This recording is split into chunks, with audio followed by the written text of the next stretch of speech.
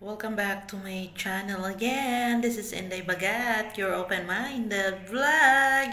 And for today's video, ay ang pag-uusapan natin ay dahil summer na po tayo, marami tayong nakikitang mga lovebirds dyan, no? Mga nagmamahalan sa ating paligid at kuryosong-kuryoso po yung iba kung ano nga ba yung mangyayari, no? Sa mga hindi pa nakaranas nito, no, yung pagbakbakan sa ilalim ng tubig, doon ang pagbakbakan sa dagat, na try mo na ba to ng ganito? So mayroon po nagtanong sa akin ito, no, sa aking page sa Iring Kabang, no, nag-message talaga siya doon ay na, Inday, na-try mo na bang magbakbakan sa sa dagat, sa ilalim ng tubig, at ano nga ba yung feelings, or okay lang ba, wala bang mga ganyan-ganyan? So sasagutin ko po yan lahat dito lang sa aking channel, kaya wag po kayong wag po kayong aalis at panoorin ng buo ang video na to, no? So kung ikaw po ay hindi open-minded, hindi bukas ang iyong isipan, pwede ka na pong mag-skip the video para hindi naman sasakit ang inyong dyan, no? So huwag ka na pong manood dahil Inday Bagat na naman. Ang mukha na naman to, no? Tulog na ba mga bata? Tayo na mag-umpisa dito lang kay Inday Bagat.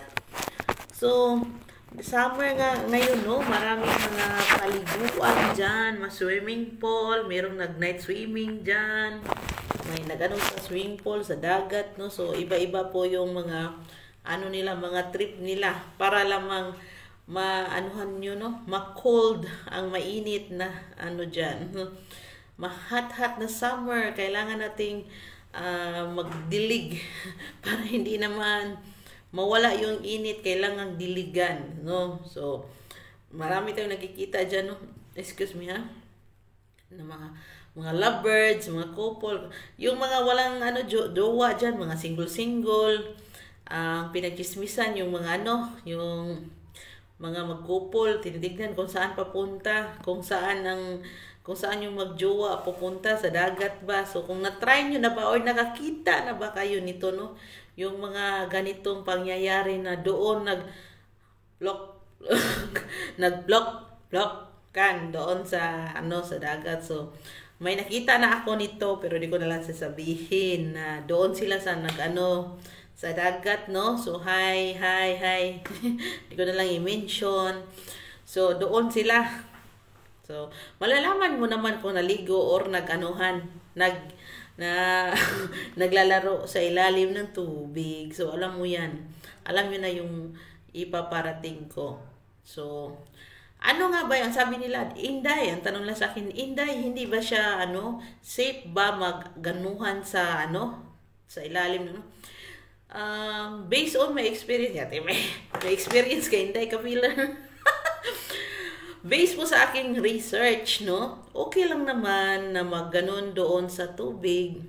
Pero hindi po siya safe na hindi ka mabuntis. Mabuntis, ka pa rin. Lalong-lalo na puro kayo fertile, no, sa mga niyan, no, sa pag gumawa kayo ng ganyan. So isa din po yan sa mga mga gustong ng mga babae, yung experience ba, yung out of curiosity, gusto din ng mga babae na matry. Pero sa dami-dami ng tao ngayon sa mga beach, no, sa mga pool, ang hirap po sa mga ganyan. So kung gusto nyo pong itry ng mga ganyan, night swimming kayo, tapos gabing-gabi kayo maligo, pero kailangan din safety din po ang ninyo, no? Safety, kasi hindi nyo alam yung dagat, no? Yung naligo kayo sa dagat. Meron kasing dagat na akala nyo mababaw lang, pero bigla na lang umailalim yung lupa, no? Yung doon, yung balas, yung sand. So tapos hindi ka marunong lumangoy. So yun na po ang dahilan na merong nalulunod. So it's better nga mag-careful, no? Mag-careful po kayo. Kung gagawa po kayo ng ganyan, lalo na walang katao-tao, no? Kasi naman gagawa kayo ng ganyan for adventure, for experience, maraming tao. So, kailangan safe. Huwag kayong ganyan sa pinaka-ilalim. Mga ano lang na matatakpan yung ano ninyo. Matatakpan yung ka-ano-anuhan ninyo dyan. Yung tama-tama lang ba? Pareho lang naman siya sa naliligo kayo sa shower, mga ganyan. Pareho lang yung naliligo kayo sa bathtub. Yung, pareho lang yung feelings. May music din na palakpakan. Plak, plak, plak. May ano pa rin. May effect pa rin, no? May sounds pa rin. Sounds of silence.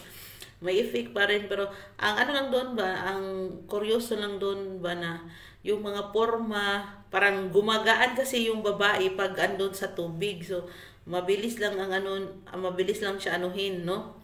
Tapos magaan ang katawan, parang basta ang lambot, tapos ang ganda ng basta ang ganda ng feelings. Iba talaga yung feelings na andun kayo sa dagat nag-anuhan, no? So, iba-iba. Kung gusto niyo i-try po talaga 'yan, tandaan nyo po, safety first po talaga kayo. Dahil sa sinasabi ko, wala kayong taong maanuhan yan. Maanuhan ng help kung in case na yung mga ganyan, malulunod or ano, no?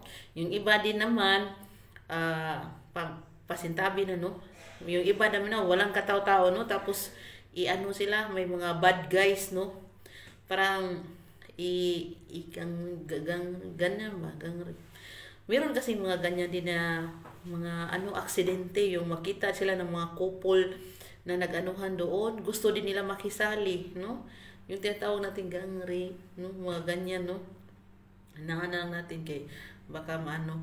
So, be careful po tayo pag gumagawa tayo ng mga experience, mga adventures na mga ganyan. So, safety, kailangan safety po talaga, no? Kung gusto nyo ng mga ganyan, kailangan kilala nyo yung resort. Tapos ito pala, no? Ang dami na pong CCTV po ngayon. So, mahirap na po mag-adventure ngayon sa tubig. Kasi nga, mayroong mga CCTV. So, paano pag nakikita kayo doon, mabiral kayo, na nag-anuhan kayo doon, okay ra kung maganyahan kayo, tapos mag-mask kayong dalawa, para di kayo makilala. Kasi for adventure to, kaya sabi ni Inday Bagat. Hindi po.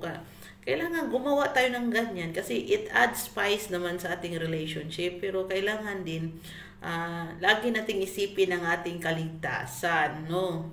Huwag pong puro na lang kasiyahan yung kaanuhan. Ang masasabi ko, magandang experience po talaga yan. Basta lang, isipin nyo yung ano ninyo, safety, no? Na kilala nyo yung resort. Hindi kayo mabulabog doon sa resort. Hindi kayo mabiral sa resort na yan. Ano pa ba yung masasabi ko? So, the way nga nag-anuhan kayo doon, wala namang problema pagdating sa mga, kasi parang na-wash out yung mayroon pa rin sound effects, maganda pa rin ang pakiramdam, masaya pa rin ang pakiramdam, ano pa ba yung, ang ganda sa feelings, pumapasok ba yung tubig? Hindi siya pumapasok ang tubig, di ko alam bakit walang tubig na pumapasok. Parang experiment, no? Kasi noon sa isip ko, hala, maganuhan tayo, no? Tapos ang tubig baka papasok yung dagat doon sa kuweba. Or pero walang tubig na papasok doon sa kuweba. Para lang yung tubig, parang wala lang yun, no? Parang pang lang yan siya, pang lamig-lamig lang sa katawan. Ganon. So, the best experience po talaga siya, no? So, kailangan nyo i-try, lalo na sobrang init ng panahon ngayon. Summer na summer ang panahon ngayon, hot na hot. So, kailangan natin magpalamig, maligo sa dagat, maligo sa pool, no? Sa pool, iwan ko lang sa pool. Sobrang chlorinated kasi yung pool, no? So, hindi ko advisable na doon sa pool kasi chlorinated yung pool. So, mahirap na. Baka makapasok ng mga ganito or ganyan. Sa dagat, kung wala namang ganong tao, tas malinis yun na dagat, maganda naman. Pag walang mga kati-kati, walang mga bulbog, alam nyo yung bulbog, yung parang sa skin, magka-rashes kayo, ganyan. Kaya maghanap kayo ng magandang resort na para maganda din naman yung experience ninyo. Hindi yung puro na lang kati ang ma-experience ninyo. Kaya mahirap na pag puro kati ang may experience ninyo. So, ito lang muna ang masasabi ko. Basta the best experience na doon kayo mag-anuhan sa tubig. Basta isipin nyo lang yung safety ninyo. So, yan lang muna and goodbye.